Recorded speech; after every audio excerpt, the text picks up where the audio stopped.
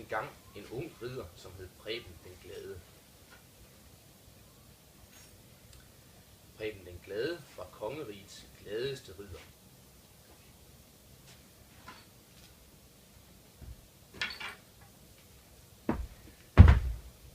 Han var glad, fordi han havde det sejeste, flotteste og største sværd af alle. Preben brugte hele dagen på at svinge og lege med sit seje, flotte og store sværd. Efter at have svunget sit seje, flotte og store sværd hele dagen, blev Preben den Glade meget træt. Det var blevet aften, så Preben den Glade lagde sig til at sove med sit seje, flotte og store sværd, som han altid gjorde. Nu er jeg sove. Godnat. Den nat var der et forfærdeligt tordenvejr.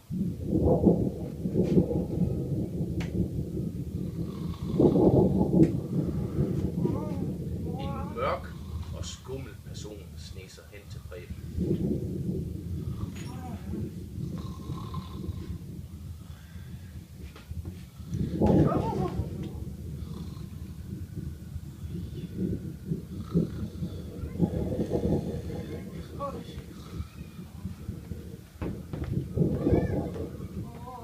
Næste morgen vågnede Preben den Glade op og opdagede, at der manglede noget. Nu har jeg... Preben sagde, nej, hvor er mit sværd? Nej, hvor er mit sværd henne? Mit seje, flotte, store sværd. Er mit sværd? Preben den Glade blev meget...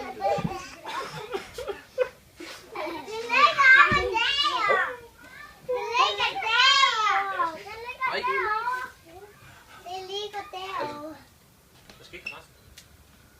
Altså.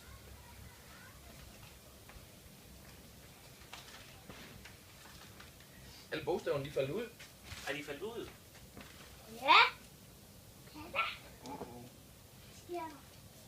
Så kan du ikke læse mere. Så har vi ikke mere historien. Så er I altså nødt til at hjælpe med at gøre historien færdig. Vil I hjælpe med det? Hvad synes I, vi skal gøre som det næste? Hvad gjorde Preben?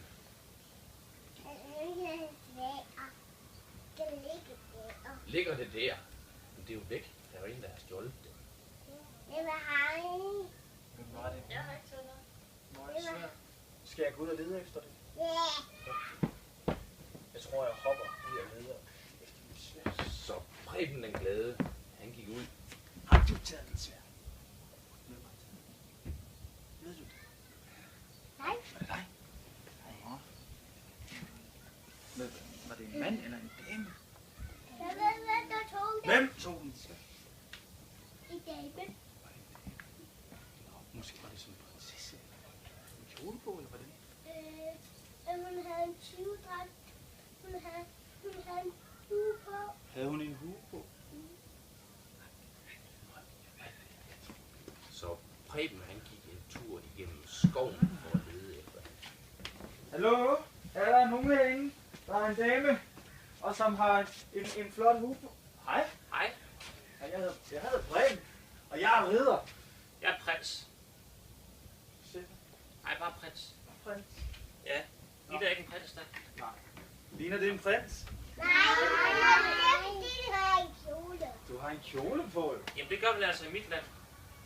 Der hvor jeg kommer fra, der tager man kjole på, når man er prins. Nå. Men jamen, Er du ridder, siger du? jeg er ridder, og jeg har sådan et... Nå nej.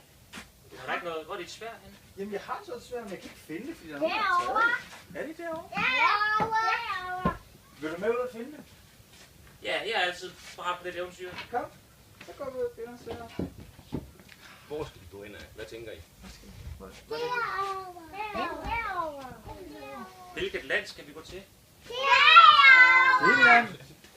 Og går vi herover og banker på.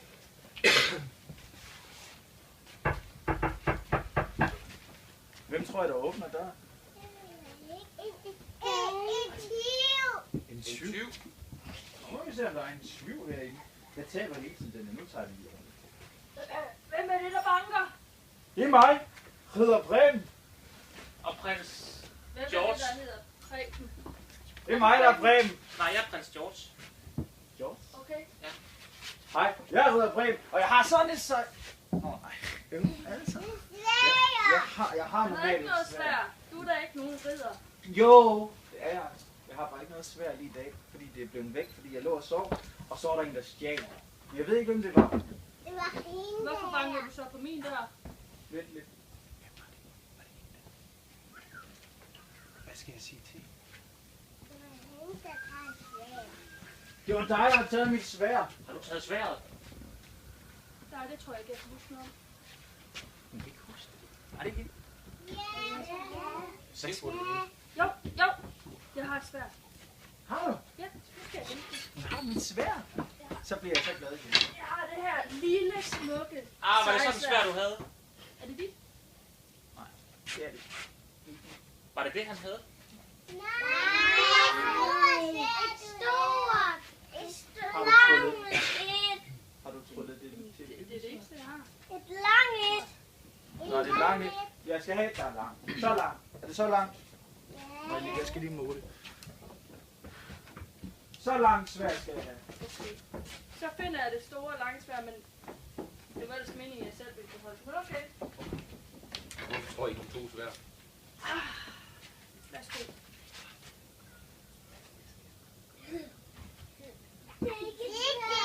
Det var ikke det sværd. Det er ikke svært. Du er fuld af snyd. Nå, men så har jeg ikke noget sværd. Så må du hellere lede videre. Så går jeg bare igen. Fordi det er ikke mig, jeg har det så. Jo, hun har. Nu går jeg bare. Hun snyder mig, tror jeg. Jo, hun har den. Hun har den. Ja. Hvad nu hvis jeg nu tager noget tøj på, så hun ikke kan kende mig? Skal jeg gøre det? Ja. Og så kan jeg snyde hende. Hvad for noget tøj skal jeg tage på? Tror I ikke, ridderen kunne få brug for hjælp? Jo, Måske. det kan være, jeg skal have nogle ting. Kunne der... Hvem skal hjælpe mig? Måske en... Hvem hjælper i sådan et eventyr? Det var jeg. Ja, hvem?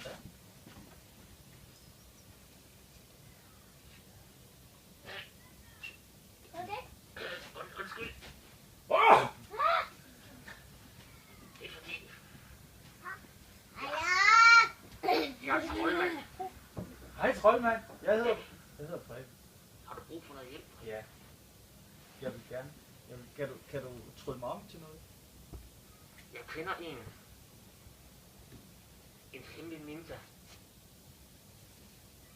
Ja. En Det ninja? kan hjælpe dig med at finde frem til dit sværd.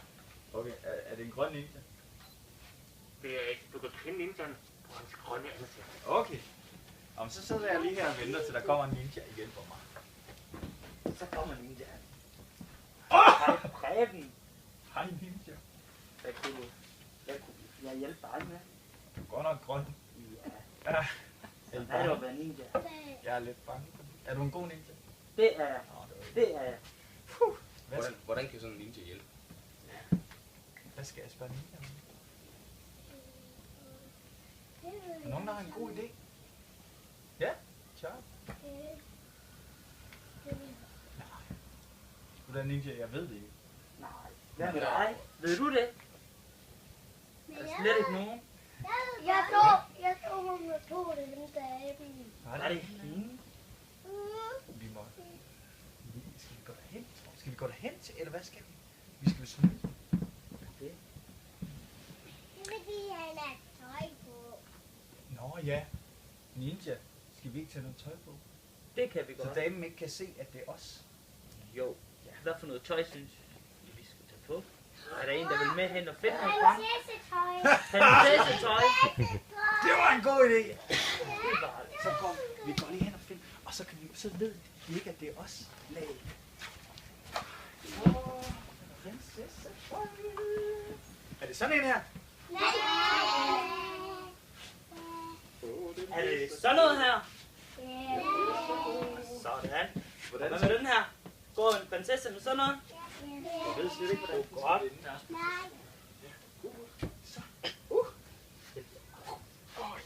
Og så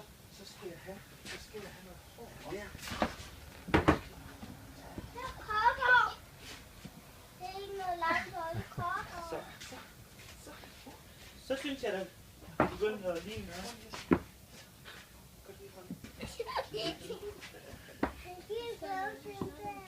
Det er lige min størrelse. Ja. Så. Hold op. Jeg skal ikke sige noget til jeres morfar, vel?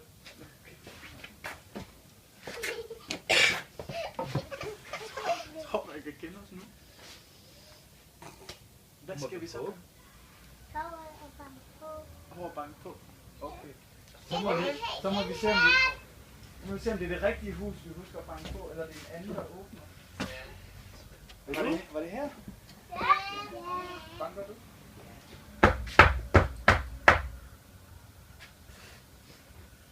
Skal vi se ham igen? Det gider simpelthen ikke. Hej. Goddag. Vi to søde prinsesser. Ja. Har du set vores sværd? Jeg hedder Preben Line. Og jeg Mangler hedder... I også svær? Ja.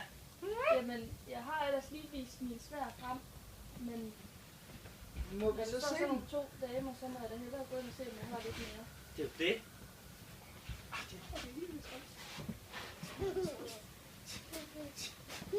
Min kjole, den er flottere end din.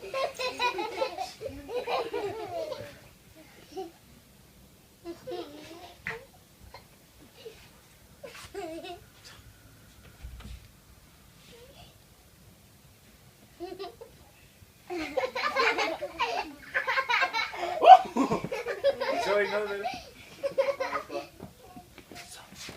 Hvornår tror du, han kommer? Det er svært at sige. Har I set hende? Kig der. Hvor? Ej, har du smidt? Jeg så ikke noget, jeg var lige på noget. Kig bare der.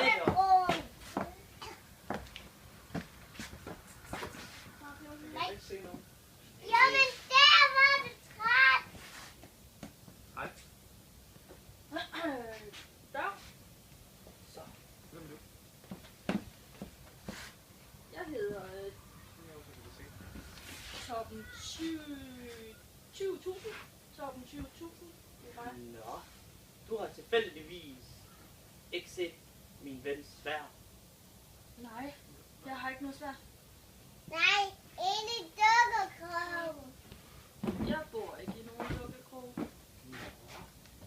Jamen. Har du trukket min svær om til mig? Ej, Nej.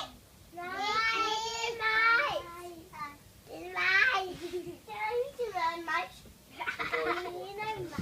Jeg kan ikke finde min svær. Hvis I nu går derind og kigger, så går jeg den her vej. Okay, så går vi ind og kigger. lad os lige kigge. Nå. Så kigger vi lige ind imens der kommer nogle andre. Nej. Vi kan ikke snyde ham, hva'? Nej. Det er lidt træt. Hvor går der ind? Kig under. Hvor går der ind? Au, au, au. Du morser. Vildbror. Ja, det er. Jeg tror, vi får brug for noget hjælp. Ja. Au. Nej. Det er da troldmanden. Det laver en i mit hus. Det er da helt... Altså, jeg gør ikke noget. Jeg er en ridder. Jeg tager lige min riddertøj på igen. Ja. Du er tyve. Nej, vi mangler sådan set et sværd, og vi leder efter sværd. Du ved selvfølgeligvis ikke, hvor den er. Nej, jeg har lige været ude gå i skov. Ja? Vi kommer hjem. Jeg har I stjålet hjem fra mig af. Nej, det har vi ikke. Det har vi ikke. Skal vi ikke spørge nogle af børnene, om de ved, hvor svært det er? Det ved jeg. Det ved jeg. Det ved jeg. Hvor er det henne? Inde i dukkekrogen. Nej. Vi kunne ikke finde den. Vi har været derinde. Der. Der! Ja. Vil du med hen og vise mig?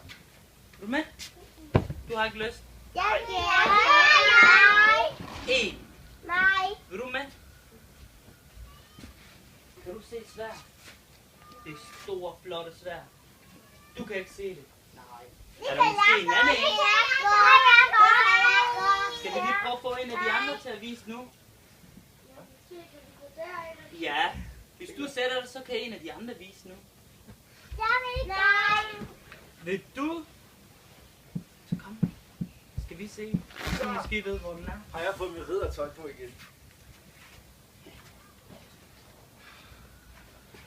Skal du finde vores svær? Find sværen.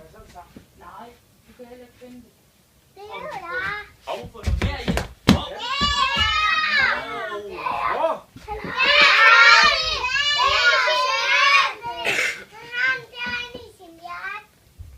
Kom.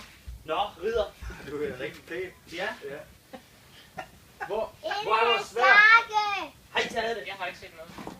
Det ved jeg. Hvem har taget det? Inde i hans jakke, det er inde i hans Kom og jakke. vis mig det. Nu skal det være nok med mit svær. Hvem er det? Hej. Kan du godt sige noget til dig? Ja. Hej. Du har et sværd Hvorhen? Hej. Noget. i jakke. Du kan se min varme jakke. Skal jeg ikke tage den? Jo. Ej, hvor er det varmt! Ej, hvor er det varmt! Hold op. Det er Kan varmt, du tage din jakke af? Jeg fryser altså. Skal jeg tage min jakke af? Ja. Højere, råb det! Ellers så prikker der med min Lidt højere. Det må det. Så kan det være, det hjælper. Du skulle tage din jakke. Hvad sagde de? Skal jeg gøre det nu? Ja. Jeg er en gammel mand, jeg kan ikke rigtig høre, hvad I siger. Tag din jakke Så. I larm bare. Skal vi alle sammen med? Ja! Hold op. Mit sværd! Wow, jeg har savnet dig, mit bedste sværd. Det er bare, jeg havde nogen, jeg kunne kæmpe med. Hvem skal jeg kæmpe med? Det kan du. Ej, Jeg tror, på sætter den her.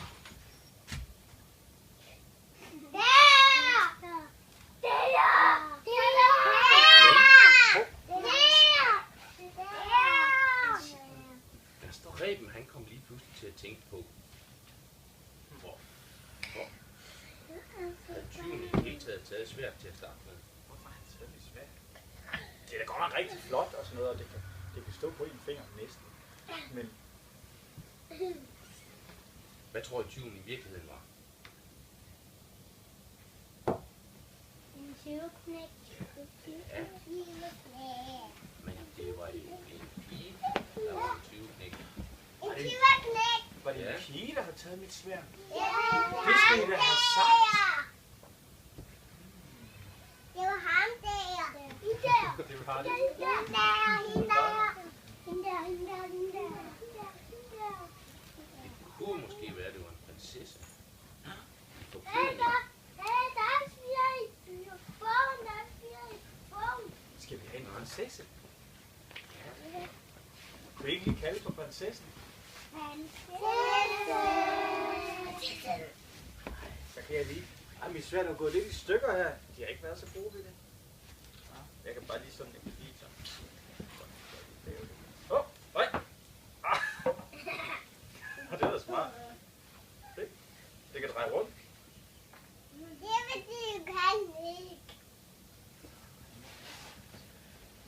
Så Preben gik op for at finde ud af, hvorfor hun havde taget svært. Hvorfor tror jeg, hun har taget mit sværd? Det var ham der. Det var hende der. Men da jeg lå og sov, hvem var det, der tog det der? Det var hende der. Var det hende? Jeg må snakke med hende. Skal jeg ikke gøre det? Hvad skal jeg sige til? Skal jeg sige det? Det ved jeg ikke. Ja, du skal sige fisk. Hun er en fisk. En fisk? Ja, hvad vil du sige? Skal jeg sige, hun er en fisk? Skal jeg sige mere? Ja. Hun skal sige, at du skal sige, at hun er en torsk. Hun er en Du skal fisk sige, og en torsk. du skal sige, at hun skal slå os ihjel. Jeg spørger lige, om hun er en fisk først. Skal jeg ikke gøre det? Var det her nogen har?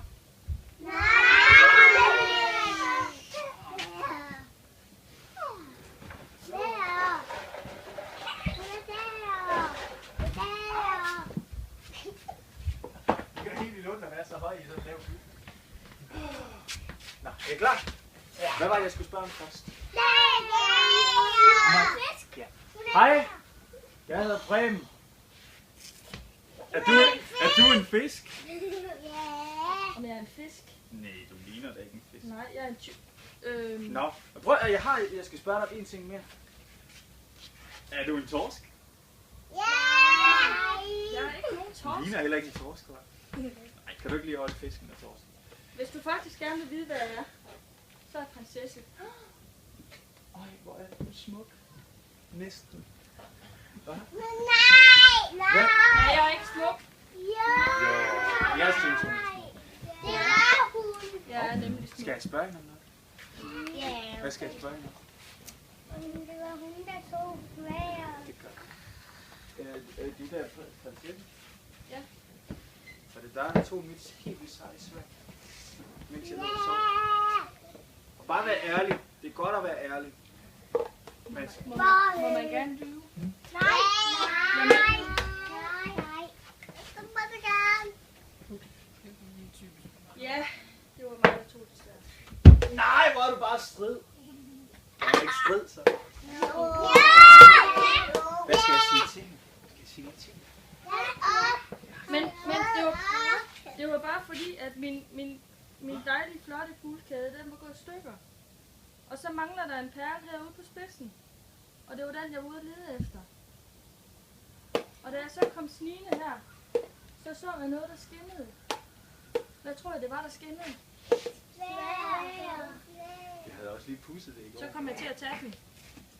Så det er jo slet ikke, fordi jeg er ond. Nå. Nej, hun er ikke ond, så. Nå. Ej, så kan jeg altså ikke slå hende ihjel. Nej. Nå, hvad skal jeg så gøre? Kan jeg godt det? Nej. Skal jeg ikke sige det er okay? Hun gjorde det jo ikke med vanilje. Nej. Hvad skal jeg give hende, kommer? Og så sige, at vi skal være venner.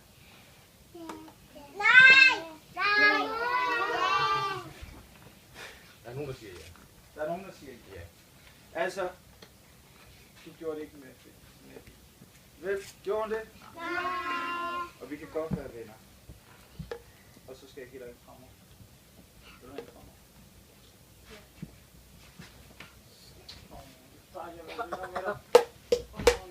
Vil du prøve at holde mit sværd? Må jeg godt det? Ja. Det er lidt varmt. Så. Ej, hvor er det godt. Så ridderen og prinsessen blev gode. Ja. Wow. Gik der lige for. Jeg holder lige lidt bedre. Og Preben en glad, han kunne være glad igen. Ja, så kan jeg jo svine. Ja, så kan du se. Ja. Og så går han i seng. Det var da en god idé. Så kan det være, at lyset lige bliver slukket, og det bliver aften, og så skal jeg sove. Hvad? Jeg lå næsten lige noget. Hej! Og Preben, han var glad resten af sit liv. Slut på den historie.